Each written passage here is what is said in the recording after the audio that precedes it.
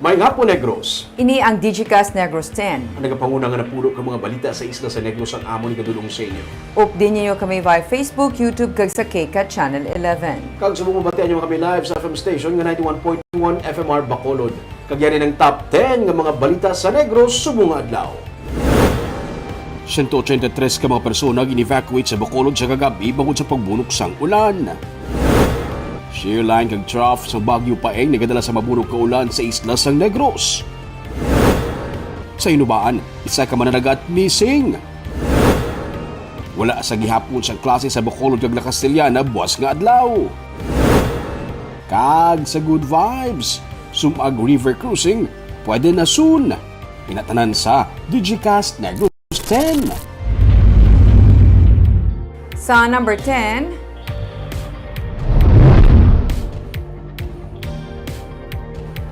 Bacolod Representative Greg Gasataya nagpatawag sang congressional inquiry angot sa pagtaas ng bilis ng kuryente kasubong man masaming nga brownout.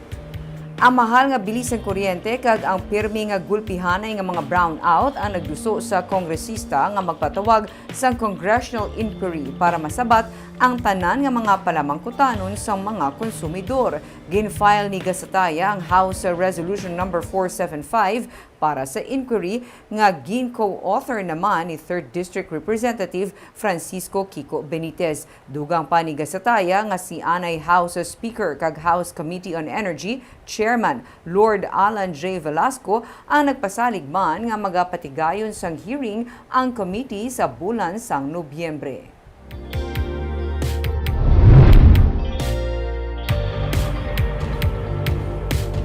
Sa number 9, sa December 9, liwat ka magabalik ang voter registration sa Commission on Elections.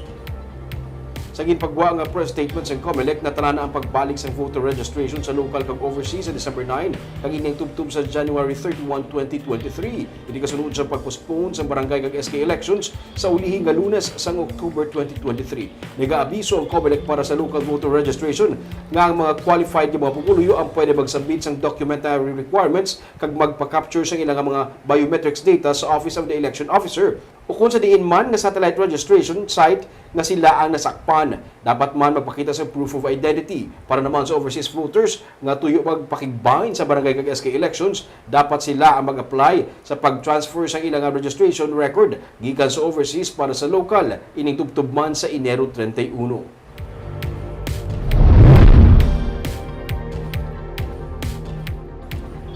Sa number 8, North Central Negros Interlocal Health Zone ang nag-convene para matutukan ang cholera cases sa 3rd District. Luyag ni Representative Francisco Benitez nga amo ang nagpamuno sa pagsinapol nga mga initiatives kag intervention kontra cholera ang mangin coordinated. Sa 17 ka kaso ng cholera nga na-report sa Negros Occidental, 16 diri ang gikan sa 3rd District. Suno kay Benitez, importante ang monthly nga monitoring sang tanan nga mga water refilling station kag mga restaurant sa Metro 3rd tigaylo sang quarterly nga monitoring. Dugang pa niya, dapat man nga lantawon kag ipatuman ang pag-amend sa city o kun municipal o kun barangay ordinance nga dapat man magasanto sa Department of Health Standards. Ang pagsaka panaog sang kaso sang diarrhea kag ang geographical nga clustering sini ang dapat nga ma-monitor kag gilayon nga ma-report suno kay Benitez. Kagang amo nga health concern ang dapat nga seryosohon. Gina-discourage man sang kongresista ang paggamit sa mga unregistered nga jetmatic pumps. Mas maayo suno sa iya para sa mga private establishment ang mag-connect sa local water district nga compliant sa sanitary standards. Ginaduso man ni Benitez sa mga LGU ang pag-monitor sang open defecation kag sewage treatment. Nalakip man diri ang pag-monitor sa sanitary practices sa mga establishmento nga imbulbado sa food and beverage handling. First was surveillance. So for surveillance, let's monitor how many diarrhea cases we have. Let's put that on a timeline, and then let's input what the interventions are that you have been conducting. You do a monthly monitoring of water refilling stations and of restaurants for sanitation. And then you report those that did not pass. Di ba lang? Kaya na may reporting mo lang. Tani, to the same group who will look at the diarrhea incidences and can see if it's clustered geographically. Right? The third is Sa number 7,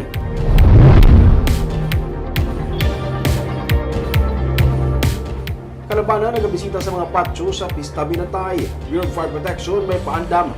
Aguto balikawan ang sunog kag pati na kinawatay. May report si Nico Delfin. Napabayan niya kandila kag wala ma-unplug nga mga electrical appliances ang pila sa mga ginhalinan sang sunog sa mga pamalay. Gani nagapaandam sa publiko si Fire Superintendent Kim Silesio, Fire Provincial Director sa Negros Occidental BFP, nga antes pa man magbiya sa ila puluyan para magbisita sa patio, siguraduhon gid nga wala sang nagaandar nga appliances o kung nagasiga nga kandila. Mga lights dara, pagsiguraduhan nyo, ang mga charger, especially chargers ang cellphone, ensure nga hindi nyo malipatan nga naka-charge na sa cellphone nyo. Ang kaksan nyo na kay kung ma-overcharge, malupok ang battery, masunog. Ang mga altar naton sa balay, kung may electric candles kita, shut off ang saksakan, kuhaan ninyo, tapos kung kandila man, siguraduhan nyo nga patyon. Ang mga offering naton nga mga pagkaon sa altar takwaon ta. Basi masalapay sa mga sapat, maigo ang kandila, madabdab. Gindugang pa ni Silesio nga dapat ipaiway man ang paglak sa mga balay nga nabilin ang kabataan sa sulod kung may kaladtuan. I-secure nyo man ang inyo panimalay basi makawatan kita. Safety and secured at the same time. Now, kung hindi man kita magalin sa aton na magbiyahe, maglakat kita sa patio, kung may mga kabataan kita, don't leave them. Hindi nyo pagbiyahan ang kabataan ta nga nagahampang sang mga pospro, kandila, lighter. Hindi natin sila pagpabayaan kay disgrasya ginaang matabo. Kung maglakat kita, kung ibilin taman ng kabataan ta, don't lock them sa aton mga panimalay. Kay kadamo na sang experience ta nga hindi manami matabo sina. Nga hindi kagwang kabataan in case of emergency. Sa karon, naka-full alert na ang katapos ang BFP sa probinsya nga magabulig man sa PNP kagiban pa nga enforcement agency sa pagpasiguro sang malinong kag mataway nga pagdumdum sang Pista Binatay. Upod sa iban pa nga mga local government agency, magabantay man sa dalanon ng BFP. Ilabi na ang katapos ang BFP Special Rescue Force sa tuyo nga mapahagan-hagan ang posible pagluntad sang disgrasya sa dalan. Nico Delfin para sa DJ Cast Negros.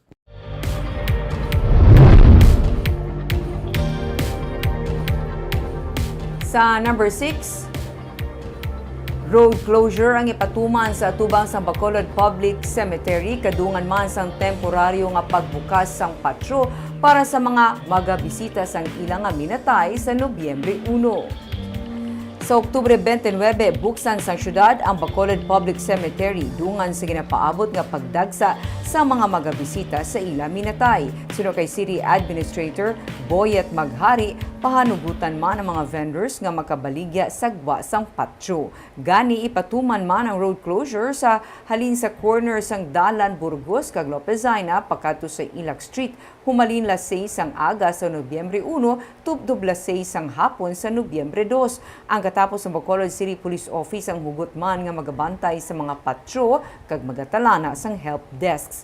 Pagadumilian ang pagdalasang makahulubog nga ilimnon, mga patalom kag ang pagpanahor sa sulod sang patio.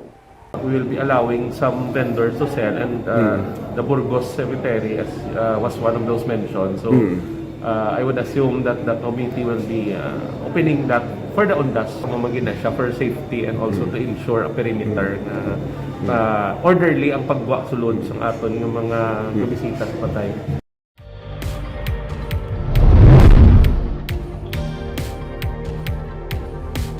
Sa number 5, sa Baruasang Hinubaan, parayo sa karon ng pagpangita sa isa ka mananagat matapos madula sa kadagatan.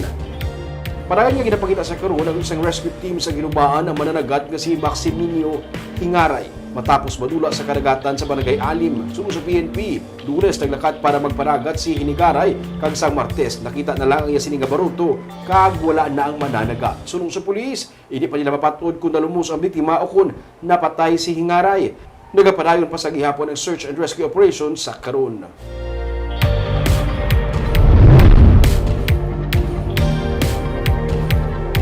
Sa number 4, wala sa gihapon sang klase buwas nga adlaw sa Bacolod City, amuman sa Banwas sang La Castellana.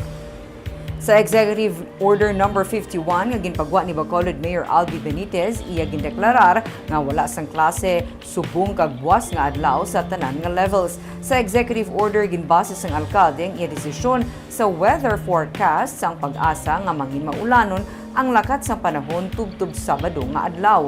Posible man ang pagluntad sang baha kag landslide. Gani iya ginapakamaayo nga temporaryo anay nga isuspend ang klase. Sa EO naman ni Mayor Romayla Nicor Manggilimutan sang kahapon, iya na gindeklarar nga wala man sang klase subong nga adlaw kag buwas. Ang mabunok nga ulan dala sang bagyo nga paeng amuman ang nangin basehan sang iya nga desisyon. Sa Sabado, ginapaabot nga mangin isa na ini ka typhoon kag maga-landfall sa Central Luzon o kun mainland Cagayan Valley.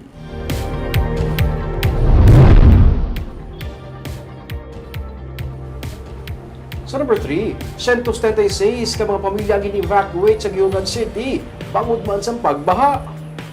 Isang Giungan City sa Negros Oriental sa lubos nga apektado karon sa makusog nga ulan dala sa bagyo nga paeng bangod sang pagbaha sa lugar. Makita sa video nga kuha ni Giselle Alinyapon nga tubtub sa atop sa balay nga baha sa isa ka barangay sa Gihulngan. Ang CDRRMO sang syudad apod ang PNP, BFP kag Army ang nagbinuligay sa pag-rescue sa mga naapektuhan sa bagyo.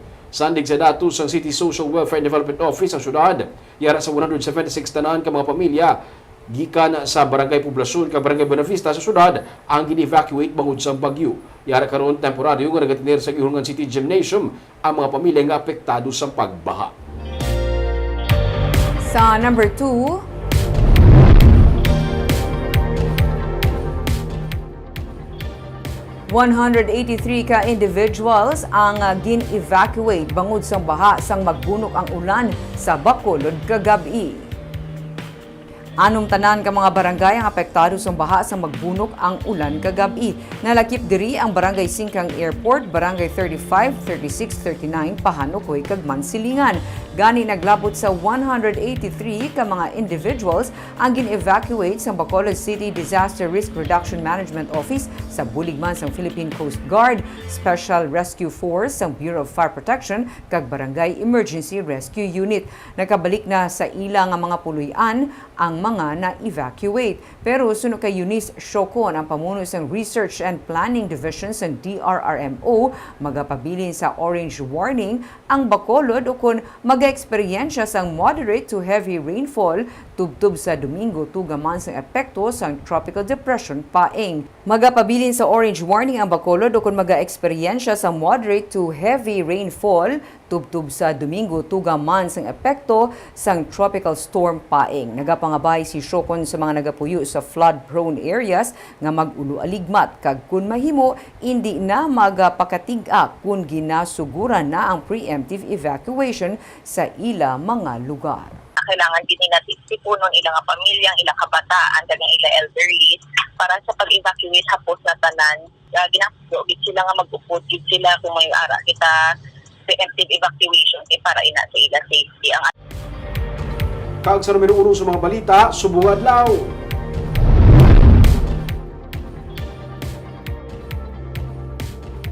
Ang shear line kag trough sa bagyo nga paeng ang nagdala sa mabulok nga ulan sa Negros Occidental nga nagresulta naman sa pagbaha sa pila ka bahin sang probinsya. Sa San Carlos City, sa kuha ni Kent Alfred kahapon, makita ang pagbaha sa pila ka mga dalanon sang syudad nga nagalakip sa barangay Punaw kung saan nahamtang ang solar power plant. Sa report ng Provincial Disaster Management Program Division, may 524 ka mga persona ang apektado sa pagbaha sa 5 ka mga barangay sa San Carlos City. May tig-isa naman ka barangay nga apektado sa pagbaha sa Moises Padilla, Calatrava, kag Sipalay City sunod sa PDMPD. May 3 naman ka mga pamilya ang in-evacuate sa October 26 nga report sa PDMPD. Mas nagbaskog si Paeng Kag karon, ini ang naging tropical storm. Sa 10 a.m. nga bulletin sa Pag-asa, ang sentro ni Paing ang yara sa east sa Borongan City, Eastern Samar. May maximum sustained winds ini nga 65 km per hour malapit sa sentro, kag pagmadlos nga tubtub sa 80 km per hour. Sa Visayas, ang Eastern Samar, Northern Samar kag Samar ang yara sa idalom sa tropical cyclone wind signal number 1. Nag-aabiso ang PDMPD sa publiko nga mag-aligmat bangod bisan hindi man direkta nga apektado sa bagyo ang probinsya, posible sa gihapon ang pagtupa sang mabunok nga ulan. May 16 ka mga LGU sa probinsya ang nagsuspend sa klase subong nga adlaw. Sige yun lang ang pag-monitor sa iya kay siyempre ang aton nga isolated rain showers and thunderstorms ara pagyapon sa aton area kag may ara pa siya trough. So maulan pa ta, sir? Maulan nun gyapon. Most probably no kay hindi naman mahambal kundiin matupa ang ulan no but certainly no may ara kita mga pag-ulan sa aton nga probinsya.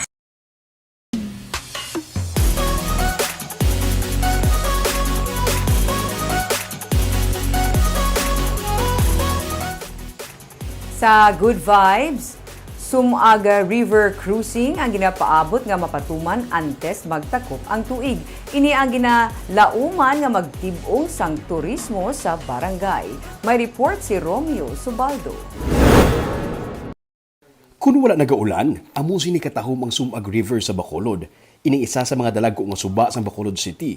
Sinigid lamang nagpasar si Councilor Jason Villarosa, ang chairman sa Committee on Tourism, kag anay sang guni ang kabataan chairman sa Sumag nga ideklarar ini bilang isa sa mga tourist destination sa Bacolod. May ginpahimo ang nagligad nga administrasyon nga floating restaurant nga nagabalor sa 3.4 million pesos nga amo ang maga-cruise sa Sumag River o galing.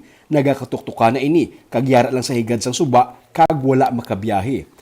May mga balago na gani nga nagatubo sa haligi sini pero ang angkla wala makaagi gamit, bag-o pa ang mga motor.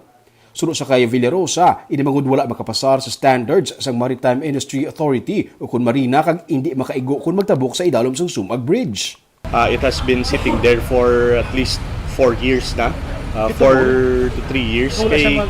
Why na siya nausar kay first of all, though wala na siya kapasar sa marina, ang specifications ang aton nga national nga it is good for water sailing. Ikaduwa, hindi siya kaigo sa aton nga bridge. Hindi siya kalusot sa bridge.